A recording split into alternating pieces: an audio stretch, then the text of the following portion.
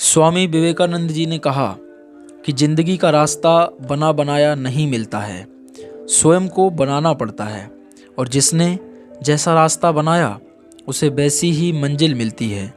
स्वामी जी ने सिर्फ बातें कही नहीं बल्कि उन पर चलकर दिखाया। यंगस्टर्स को आइडियोलॉजी नहीं दी बल्कि उनको अपॉर्चुनिटी के दरवाजे खुलवाए। एक बार की बात है, प्लेन में जमशेदजी टाटा और स्वामी विवेकानंद जी अमेरिका जा रहे थे। स्वामी जी शिकागो भाषण देने जा रहे थे तो स्वामी जी ने जमशेदजी टाटा से उनके जाने का उद्देश्य पूछा।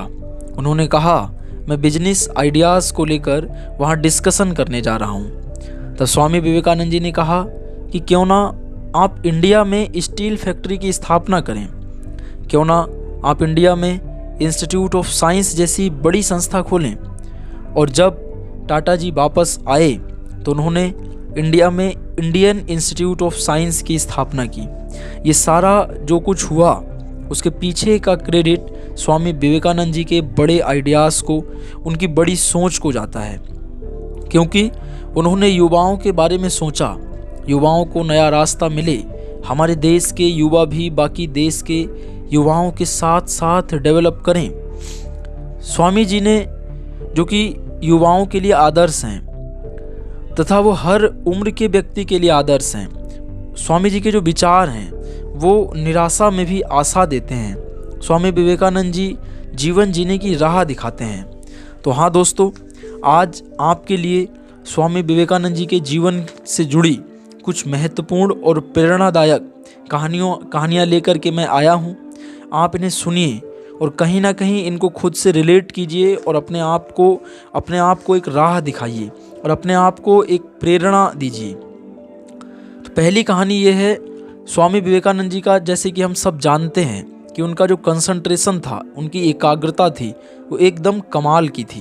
वो जो भी चीज़ एक बार पढ़ लेते थे, जिसे एक बार देख लेते थे, वो कभी भूलते नहीं थे। तो एक बार की बात है कि जर्मनी में संस्कृत के विद्वान प्रोफेसर पॉल डायसन और स्वामी जी बैठ करके चर्चा कर रहे थे। किसी रीजन से प्रोफेसर को घर से बाहर जाना पड़ा। रूम में बहुत बुक्स रखी हुई थी। स्वामी जी ने एक बुक्स उठाई, उसमें पोइट्री का कलेक्शन था और उसे पढ़ने में बिजी हो गए। 200 पेजेस की बुक थी। स्वामी जी पढ़ते रहे। प्रोफेसर पॉल डायसन कब आकर बैठ गए, उन्हें इस बात का पता नहीं चला। प्रोफेसर को लगा कि स्वामी जी ने मुझे इग्नोर कर दिया, स्वामी जी मुझे इग्नोर कर रहे हैं। उन्हें अच्छा नहीं लगा।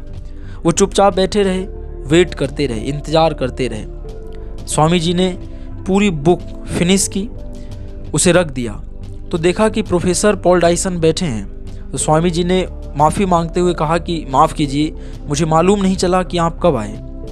प्रोफेसर को लगा कि मजाक कर रहे हैं। स्वामी जी ने कहा कि नहीं, मैं मजाक नहीं कर रहा हूँ। स्वामी जी ने प्रोफेसर को बुक देकर कहा कि मैंने इसे पढ़ लिया है और याद कर लिया है, आप मुझसे सुन सकते हैं। प्रोफेसर ने कहा कि ये फिर मजाक कर रहे हैं।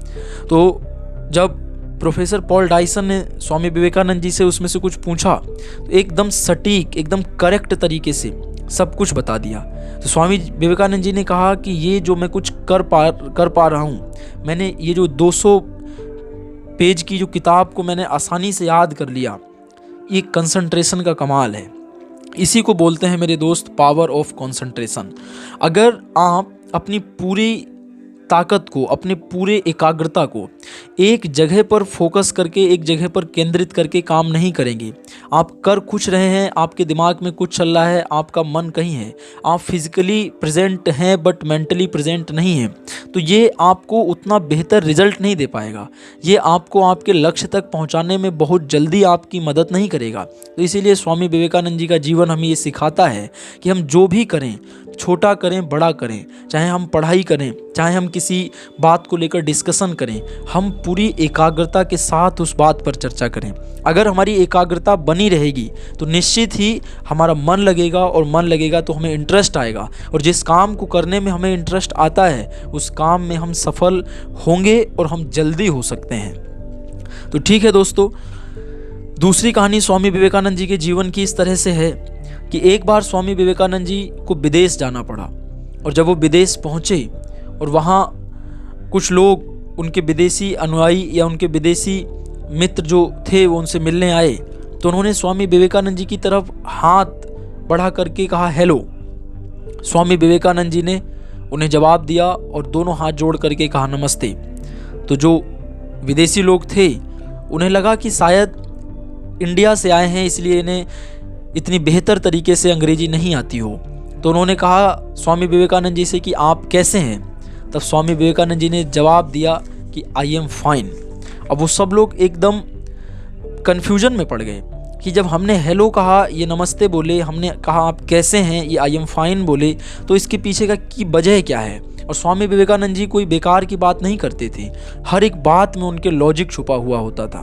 तो उन्होंने पूछा स्वामी विवेकानंद जी से कि आपने ऐसा क्यों किया। स्वामी विवेकानंद जी बोले कि जब आपने हेलो कहा तो आप अपनी मातृभाषा का सम्मान कर रहे थे, और जब मैंने आपसे नमस्ते कहा तो मैं अपनी मातृभाषा का सम्मान कर रहा था, लेकिन जब आपने कहा आप कैसे हैं तो आपने मेरी मातृभाषा का सम्मान किया, और जब मैंने कहा आई एम फाइन तो मैंने आपकी मातृभाषा का सम्मान किया। इसका मतलब यह है दोस्त कि अपनी मातृभाषा अपनी पहचान है, अपनी संस्कृति अपनी सभ्यता अपनी पहचान है। संस्कृति को बताकर एक बात और याद आती है, जब शिकागो धर्म सम्मेलन चल रहा था और स्वामी विवेकानंद जी उस समय सुबह का वक्त था, उनको शिकागो में बोलने का मौका नहीं मिला था, भाषण बोलने का उस समय तक। तो वो सुबह अपने एक शिष्य के साथ अमेरिका की गलियों में टहल रहे थे, सड़क पे टहल रहे थे। उधर से एक अमेरिकी जेंटलमैन आया, एकदम सूट बूट पहन के, टाई लगा करके। और स्वामी विवेकानंद जी तो सन्यासी थे, फकीर बना करके चलते थे, चादर ओढ़ते थे। तो जब उस अमेरिकी ने देखा तो कहा कि अरे ये देखो कहाँ से आए हैं, इन्हें कपड़े पहनने की भी तमीज़ नहीं है, सभ्यता नहीं है, एकदम जैसा लिया वैसा ही पहन के चले आए। अगर इसको सिलवा लेते, इसको टेलर के पास दे देते तो एकदम बढ़िया बना के देता। तो स्वामी विवेकानंद जी ने बोला कि देखो, उसे जवाब दिया कि देखो आप जिस देश में रहते हैं वहाँ लोगों की पहचान उनके कपड़ों से होती है, लेकिन मैं जिस देश से आया हूँ भारत, वहाँ लोगों की पहचान उनके कपड़ों से नहीं उनके चरित्र से होती है। तुम्हारे देश का चरित्र टेलर बनाता है और हमारे देश का चरित्र टेलर नहीं बनाता है। स्वामी विवेकानंद जी ने कहा कि हजारों ठोकरें खाने के बाद एक बेहतर चरित्र का निर्माण होता है। तो आप इस बात को समझो कि किस तरीके से कितने कुशाग्र बुद्धि के थे, कितने हाजिर जवाब थे कि बात को पकड़ लेते थे, सामने वाले को प्रभावित कर देते थे। इस तरह हाजिर जवाबी का प्रदर्शन करते थे कि सामने वाला उनकी बात को सुन करके मंत्रमुग्ध हो जाता था। किस तरह से लोगों की बात को सुन करके उनके सवाल से ही उनका जवाब दे दिया करते थे। एक बार एक युवती ने स्वामी जी से कहा विदेश में कि स्वामी जी आप इतने कुशाग्र बुद्धि के हैं, आप इतने इंटेलिजेंट हैं, मैं आपसे कुछ कहना चाहती हूँ। स्वामी विवेकानंद जी बोले बोलो कहिए क्या कहना है। तो उसने कहा कि मेरी ये इच्छा है कि मैं आपके जैसा एक पुत्र पैदा करना चाहती हूँ। स्वामी विवेकानंद जी बोले तो ये तो असंभव है, मैं तो आजीवन सन्यासी हूँ, ब्रह्मचारी हूँ, मैं तो शादी नहीं कर सकता, बट आपकी इच्छा पूरी जरूर हो जाएगी। वो युवती एकदम खुश हुई, बोली कैसे भाई, माँ तो मैं तभी बन सकती हूँ जब आप मेरे साथ शादी करेंगे। तो उसने कहा कैसे, शायद मान गए स्वामी जी, लेकिन स्वामी जी का दिमाग कुछ और ही लेवल का था। उन्होंने कहा कि मैं आपकी ये इच्छा ज़रूर पूरी कर सकता हूँ। तो बोली कैसे कर सकते हो। स्वामी जी बोले कि अगर आप मुझे अपना बेटा मान लें तो मेरा भी जो व्रत है, मेरा भी जो आजीवन संन्यास या ब्रह्मचर्य का जो व्रत है वो भी बचा रहेगा और आपकी भी इच्छा पूरी हो जाएगी और आपको बिना कुछ किए और मेरे जैसा एकदम अच्छा बेटा मिल जाएगा। तो वो औरत जवाब सुन करके एकदम दंग रह गई। तो दोस्तों कहने का मतलब ये है कि स्वामी विवेकानंद जी के जो विचार हैं, स्वामी विवेकानंद जी के जो कथन हैं, वो जीवन की कठिन परिस्थितियों में किस तरह से हमें राह दिखाते हैं, किस तरह से हमें ये समझाते हैं कि हमेशा परिस्थितियां हावी नहीं होती हैं। आप इस बात को समझो, हमेशा चैलेंजेस जो लाइफ में है अगर हम उनको एक्सेप्ट करते रहेंगे और हर एक चैलेंज को स्वीकार करके उन विषम परिस्थितियों में से रास्ते निकालते रहेंगे तो यकीन मानिए एक ना एक दिन हम बेहतर होते चले जाएंगे।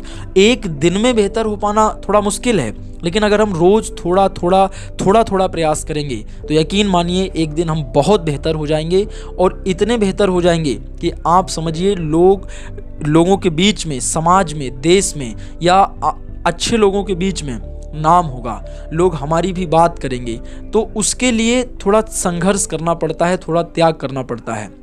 जैसे देखो, कहा है जब सीखने की उम्र होती है, जब व्यक्ति कोई विद्यार्थी बन के सीखना चाहता है, तो विद्यार्थी के बारे में कहा है कि काक चेष्टा वको ध्यानम स्वान निंद्रा तथैवचा अल्पहारी गृह त्यागी विद्यार्थी च पंच लक्षणम।